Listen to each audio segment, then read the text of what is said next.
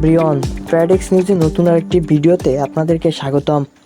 বঙ্গোপসাগরে সৃষ্ট লঘুচাপের প্রভাবে দেশের আবহাওয়া এসেছে পরিবর্তন। বাংলাদেশ আবহাওয়া অধিদপ্তর জানিয়েছে আগামী কয়েকদিন দেশের বিভিন্ন অঞ্চলে বৃষ্টির প্রবণতা বাড়তে পারে।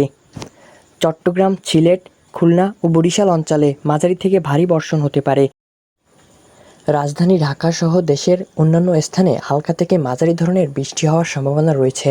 আবহাওয়াবিদরা জানিয়েছেন, সাগরে সৃষ্ট লঘুচাপটি নিম্নচাপে পরিণত হতে পারে।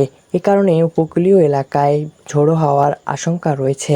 সমুদ্র বন্দরে ইতোমধ্যেই ৩ নম্বর স্থানীয় সতর্ক সংকেত জারি করা হয়েছে। মৎস্যজীবী ও নৌযান চালকদের গভীর সমুদ্রে না যাওয়ার নির্দেশ দেওয়া হয়েছে। বৃষ্টির কারণে শহরাঞ্চলে জলাবদ্ধতা দেখা দিতে পারে, বিশেষ করে চট্টগ্রাম ও খুলনায়।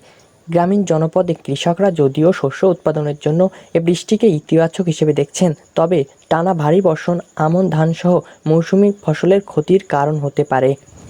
আবহাওয়া অধিদপ্তর জানিয়েছেন, আবহাওয়ার পরিস্থিতি দ্রুত পরিবর্তন হতে পারে, তাই সবাইকে নিয়মিত পূর্বাভাস জানার আহ্বান জানানো হয়েছে। বিশেষ করে উপকূলীয় এলাকার মানুষকে সতর্ক থাকতে এবং জেলেদের গভীর সমুদ্রে না যেতে নির্দেশ দেওয়া হয়েছে।